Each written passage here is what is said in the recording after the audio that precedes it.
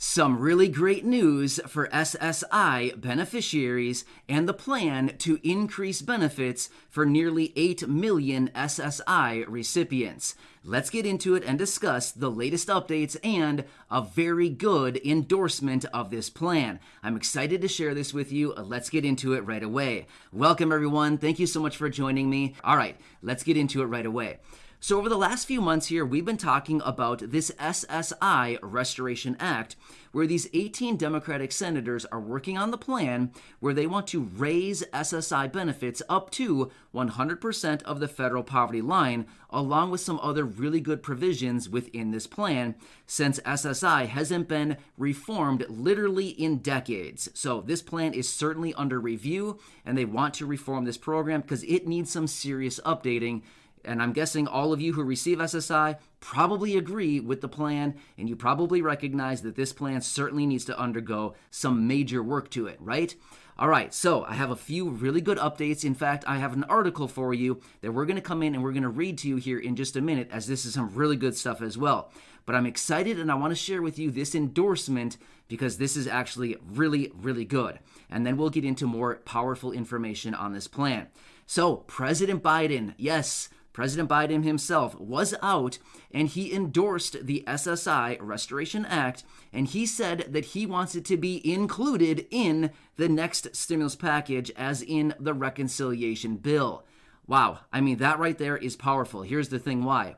We know that the reconciliation bill, otherwise known as this next $3.5 trillion stimulus package, is going to be completely pushed through by Democrats. Therefore, President Biden, being a Democrat himself, calling out to the Democratic Party saying, hey, I love the plan for SSI. Let's reform the program and let's throw it in the reconciliation bill. You better believe Democrats are going to get it done and add it into that package. This is going to be absolutely life-changing for millions of beneficiaries. I mean, literally. There's about 8 million SSI beneficiaries right now, and this is going to impact literally every single one of them because these benefits are going to be raised to 100% of the federal poverty line as a result of this SSI Restoration Act. That's amazing, right? Seriously, that is good stuff right there. So, wow. I mean, seriously, when I saw that, I thought, wow, this is really, really good stuff right here. All right, so anyway, with that being said, I want to bring Corey in, my wife. She's going to read a very important article to you. Not only that, she also has a really good tweet that was sent out by Jamal Bowman. So she's going to read the tweet first from Jamal Bowman, and then she's going to get into this very powerful article. She's going to read that for you. It should only take a couple minutes, and then I will catch you again on the other side, and we'll run through some key takeaways. This is good. I'm so excited about this. This is finally what we've been waiting for, the infamous endorsement from the president. Wow. I mean, seriously, we're probably only a matter of potentially weeks, maybe a couple months away from possibly these benefits being raised for millions of beneficiaries. Wow, seriously. Anyway, Corey, take it away, and I'll see all of you again in just a minute, and we can go through the key takeaways. All right, Corey. Jamal Bowman tweeted out, "We need to reform SSI because it's keeping people trapped in poverty instead of lifting them out of it. SSI expansion must be included in the reconciliation package. Hashtag demolish disabled poverty." And he linked it to this article. From the Huffington Post by Jonathan Cohn, Democratic proposal could reduce poverty by 3.3 million people, study says. Legislation to shore up supplementary security income, SSI, hasn't received much attention, but it could have a big impact. A proposal in the emerging Democratic spending bill that almost nobody is talking about could lift millions of Americans' neediest people out of poverty, according to a new report. The proposal would bolster SSI, which provides direct financial support to people who have disabilities or are elderly, or who have minimal assets and income. President Joe Biden has endorsed the proposal and said he wants it to be part of the human infrastructure bill that Democrats hope to pass in the fall. On Monday, the Urban Institute released a report suggesting that fully funding the initiative could reduce the number of Americans living in poverty by 3.3 million. The cost would be substantial, more than $500 billion in new government spending over 10 years, according to estimates. But it has several component pieces, each of which would have substantial impact. Rebecca Valles, A senior fellow at the Century Foundation said the findings prove the proposal represents a once-in-a-generation opportunity to update SSI.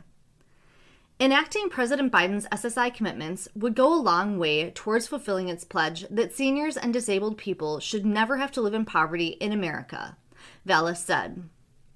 SSI is less well known and frequently confused with SSDI, which stands for Social Security Disability Insurance and provides financial support to people with disabilities who have paid into the system by working. SSI, by contrast, is available to anybody who meets the criteria for age or disability, along with low income and assets. SSI is vital and indispensable to the roughly 7.8 million Americans who currently receive the program's monthly checks. But Congress has done little to update the program since it became into law in 1972. Former President Richard Nixon, who signed the law creating SSI, said its enactment meant that nation's aged, blind, and disabled people would no longer have to subsist on below poverty level incomes. But today, monthly benefit checks max out at $794 a month, which is below the federal poverty line. In addition, just $2,000 in savings can make an individual ineligible for benefits because the program's asset limit hasn't changed since 1989. The reform under discussion would raise the benefit up to the full poverty level and increase the asset limits, as well as change the formula so that to follow inflation more closely in the future. The legislation would also eliminate a marriage penalty that effectively makes making many couples choose between keeping their benefits and getting married, and altered prohibition on in-kind support that can dramatically reduce benefits when people accept groceries or a room from someone like a family or family member or friend. Taken together, these changes would make some people newly eligible for SSI while providing more money to many who are already getting the checks. And they would span the generations, according to the Urban Institute projections. That projection of 3.3 million fewer people in poverty includes more than 1.1 million elderly Americans and more than 400,000 children.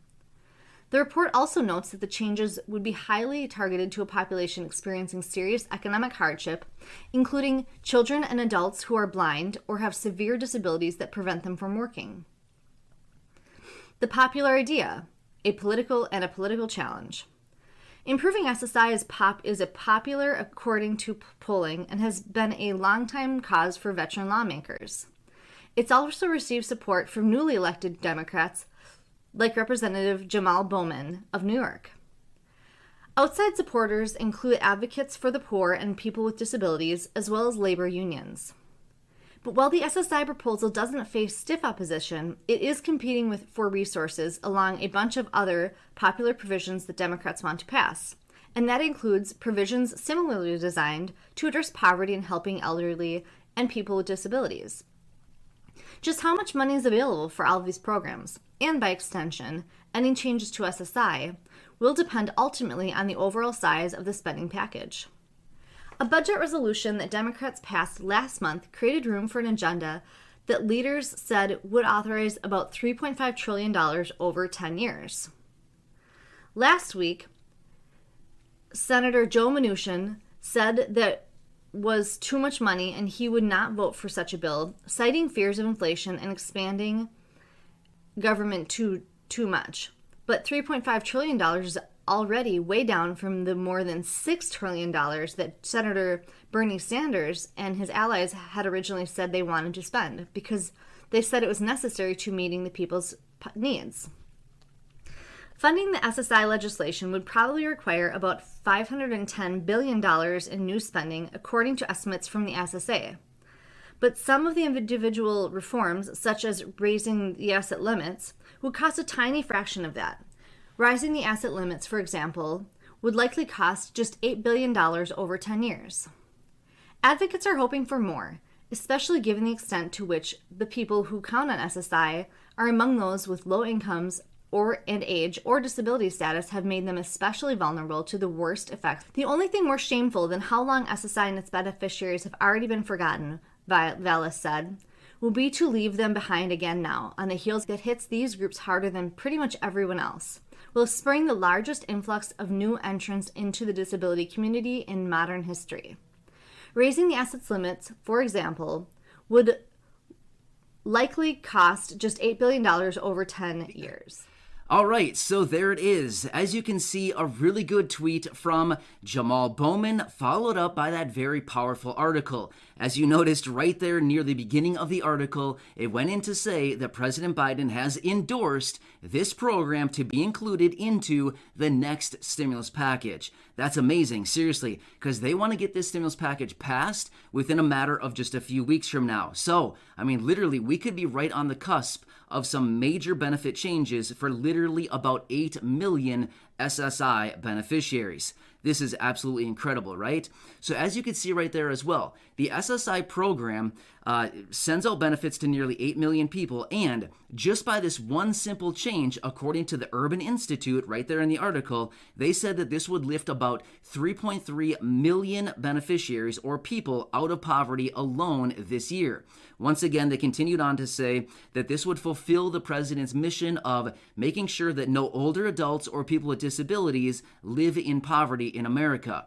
Now, I like that statement. However, that's not totally true. Here's why I'm saying that. What about Social Security beneficiaries? Social Security retirement, disability, SSDI, survivors, VA, RRB, and of course, SSI. Now, I totally get it. This would help out a lot of SSI beneficiaries, but again, there's also a lot of Social Security, SSDI, survivors, VA, RRB, individuals who again are also living in poverty. So once again, this is one issue as far as reforming SSI, which would be great for so many people, but at the same time, we also need to tackle these other issues and make sure that we're lifting everybody out of poverty rather than leaving some groups behind, right? But either way, this is at least a start.